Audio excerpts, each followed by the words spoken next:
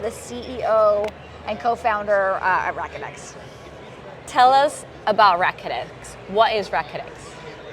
It's the home court for racket sports. Whether you're a player or a maker, it is hopefully the place to be where you're going to learn to grow.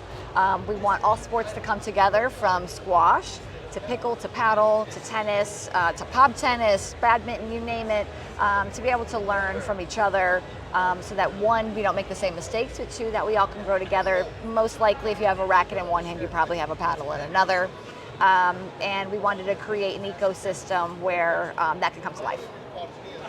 And what was the initial concept last year? Was the first time that you did this? Mm-hmm.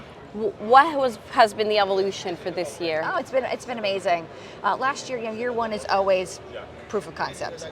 And it was just, is there a need for a show where there's infrastructure, technology, apparel, equipment across all of the sports, consumer and business? It's a lot of ground to cover, and we wanted to see what do people really want, and we saw that there was an appetite for it, and I think that was year one. And then we worked very hard over the last 12 months, probably even before the last show ended, to kind of read the industry, what was really desired, and we saw that there were a lot of clubs here, so we launched the Club Summit. We saw that there was a place for a lot of startups that maybe weren't ready to have an actual presence or a sponsorship here, so we did a startup pitch competition, and that has grown into creating more spaces, more types of companies here. We added a major squash court this year, so we fully launched squash into the ecosystem.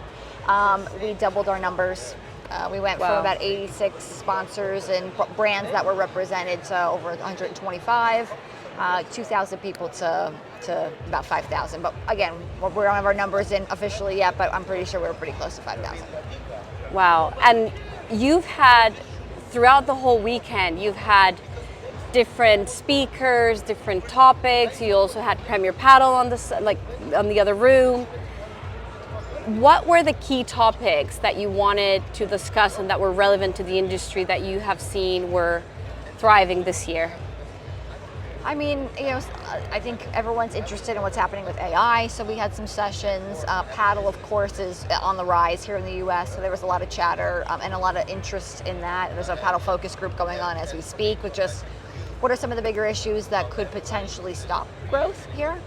Other content, we had performance and recovery, some sessions on that. There are a few launches that were announced, but I think people are just looking for what's latest, greatest, new launches, announcements, and how they could, how do clubs and folks in the industry get their hands on everything that's the latest and greatest that's happening.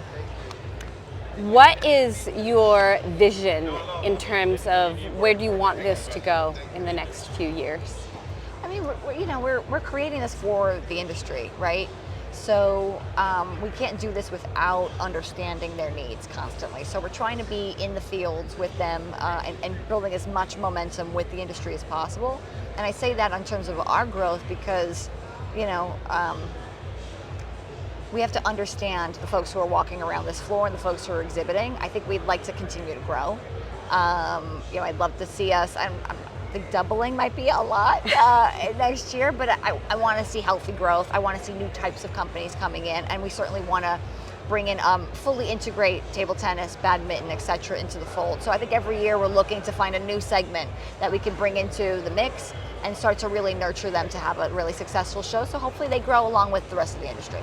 Why is it important for us as racket sports to help each other? Why is it important for the growth of particularly the racket industry we talked a lot about multi-racket. I think it's been like the constant concept throughout, which is the success of this, of your vision. Why is that important to not see necessarily ourselves as threats, but as an aid in terms of growing? Well, there's enough business to go around, in my opinion. There are tons of people playing, and all racket sports are on the rise, right? No matter what it is, there's an increased growth in players. Most players, what we're hearing, that there's a place to play, meaning you have a racket in one and you probably have a paddle in another. So maybe pickleball isn't your core sport, but maybe you're playing with your kids. Maybe pickleball is your core sport, but now that you've been exposed to paddle, maybe that's something that's really interesting to you. We're seeing a ton of crossover happen across the board, and I think that has naturally occurred. there doesn't need to be a great rift, but then we're also seeing brands who might be single sport start to launch into some of these other sports as well. So having everyone together on one roof, cuts down on the need to have multiple events in certain things, but also learnings from each other in terms of the content that we're putting together and the networking, making sure that we can have lessons that are learned from each other as some of these younger sports in the US are growing to prevent growth. We want money coming in to the industry, money and pipeline. We want players and we want investment dollars going in. And the worst thing that could happen is if investment dollars come in and we don't fulfill on those promises, or there are bad moments, that's how we grow. So again, we want this to be the place where all of that happens, and those challenges and those issues are surfaced here, and we prevent them from ever happening again. What was it like to have a big squash presence this year? It was amazing. We started baby steps last year with Amanda Sobey being on the main stage with me, but I think squash is in the Olympics in 2028, right?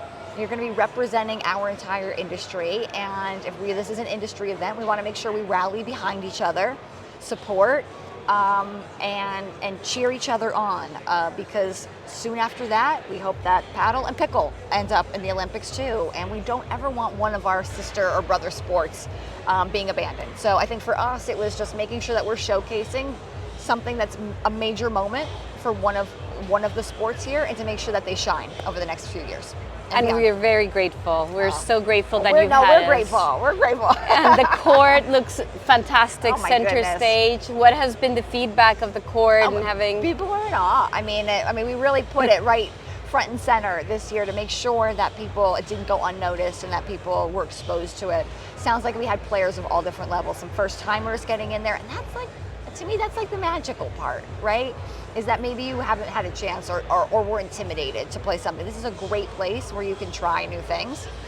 So people have been raving about it. It's been, I think that squash has had a really great show. It has, and we're super happy to be here, and hopefully, we'll be part of this growth journey and help lift each other up as well. So thank you for what you do, Robyn. Thank you. We hope that we keep growing together.